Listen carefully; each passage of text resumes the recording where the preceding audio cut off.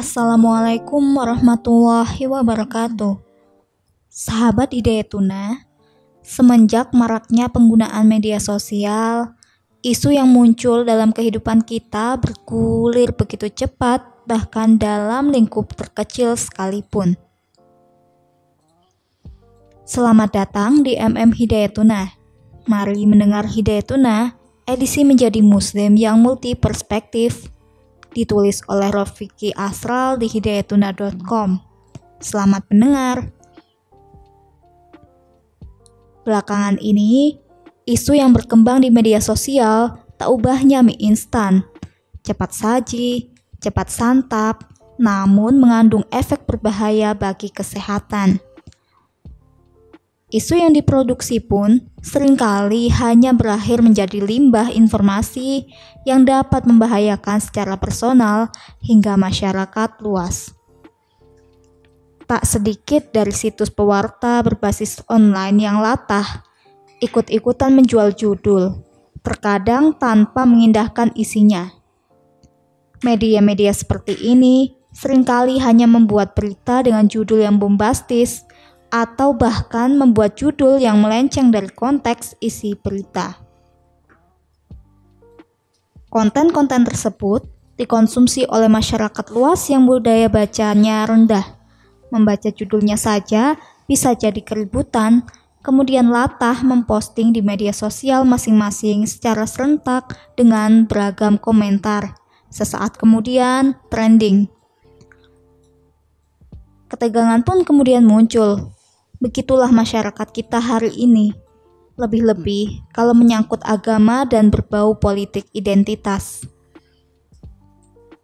Mirisnya lagi, perbedaan pandangan di kalangan umat Islam lah yang sering digoreng di media sosial. Di Indonesia sendiri, hal begini hampir setiap saat terjadi, atau setidaknya dalam momentum-momentum tertentu. Seolah nyaris hanya rehat beberapa hari atau pekan. Reda satu ketegangan, tak lama bakal muncul ketegangan yang lain. Hal baiknya, ketegangan ini hanya terjadi di media sosial. Jarang sekali yang sampai mencuat ke kehidupan nyata hingga menimbulkan konflik di masyarakat. Namun demikian, hal ini masih menjadi keprihatinan. Kita melihat bahwa sebagian umat Islam tidak sedikit yang menyikapi perbedaan dengan kurang bijak sehingga menimbulkan egoisme dan klaim kebenaran sepihak. Buntutnya adalah perilaku konservatisme beragam seperti intoleransi. Sebelum mendengar lebih lanjut, tekan tombol like dan nyalakan loncengnya. Jangan lupa tinggalkan komentar untuk kritik atau saran dan diskusi. Membangun paradigma multi perspektif. Pentingnya bersikap terbuka terhadap setiap perbedaan, terlebih dalam urusan agama dan politik, seharusnya disadari dengan penghayatan paling dalam. Sikap inklusif dalam beragama sebenarnya bukan lagi merupakan anjuran, melainkan kewajiban individual. Dengan hanya bersikap inklusif atau terbuka, implementasi nilai-nilai Islam dalam kehidupan akan terwujud. Islam bukan sekadar agama yang mengatur hubungan secara vertikal dengan Sang Pencipta, yang berisi tentang tuntunan-tuntunan syariat yang harus ditaati. Lebih dari itu, Islam adalah agama yang syarat nilai. Sebab itulah, karakter beragama dan bermasyarakat kita perlu digeser. Setidaknya, sedikit demi sedikit, dari yang eksklusif ke yang inklusif. Yang terbuka, inklusivisme, jika diperdalam pemaknaannya sebenarnya tidak lain adalah jalan menuju tatanan masyarakat yang ideal, yang menjunjung asas kebersamaan di dalam perbedaan. Lebih-lebih jika hidup dalam negara plural seperti Indonesia. Akan tetapi, sikap terbuka tidak akan terwujud jika tidak mempunyai pandangan yang terbuka. Sementara pandangan terbuka mustahil dimiliki jika selamanya hanya berorientasi pada pandangan kelompok sendiri. Selama masih berkutat dalam lingkup pengetahuan yang sempit itu, pikiran kita tak akan pernah terangkat menuju pandangan yang luas. Buntutnya tetap sama, egoisme dan klaim kebenaran hanya pada kelompok sendiri. Memaksimalkan potensi diri menjadi muslim yang cerdas. Dari sinilah diskursus kita tentang muslim yang multi perspektif itu menemukan akarnya. Keterbukaan pandangan masyarakat kita mengetahui hal-hal di luar apa yang kita yakini sebelumnya. Perlu disadari, kita merupakan makhluk yang penuh keterbatasan, termasuk keterbatasan pengetahuan. Tetapi di samping itu, jangan lupa bahwa kita diberi kemampuan untuk mengoptimalkan potensi pengetahuan yang ada dan kita miliki. Maka dari itu, mendayagunakan potensi pengetahuan sebaik mungkin untuk membaca setiap fenomena dalam kehidupan sangatlah penting. Begitupun jika langsung ditarik dalam konteks kehidupan beragama dan berpolitik umat Islam. Fenomena keagamaan yang kerap muncul, terutama yang diproduksi oleh media sosial, seringkali juga membuat kita pragmatis dalam berpikir. Sebagaimana disebut di awal, kita gampang sekali menyalahkan dan mengklaim kebenaran secara sepihak.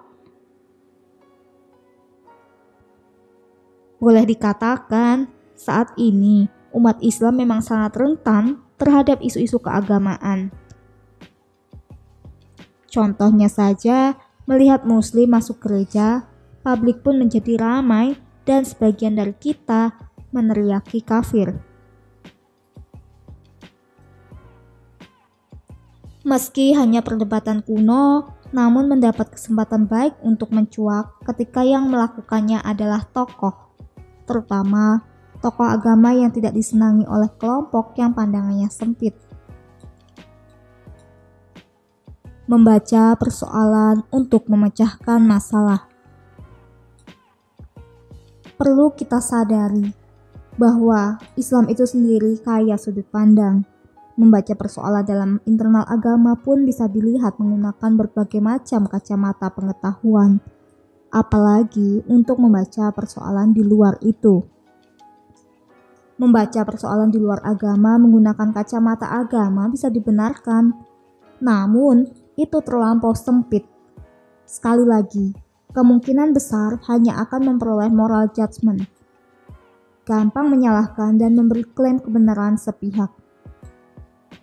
Maka dari itu, membangun paradigma atau sudut pandang yang multi perspektif itu sangat penting. Multi perspektif mengisyaratkan sudut pandang yang kita bangun dalam melihat setiap persoalan harus kompleks, tidak sekadar mengandalkan 1-2 sudut pandang pengetahuan.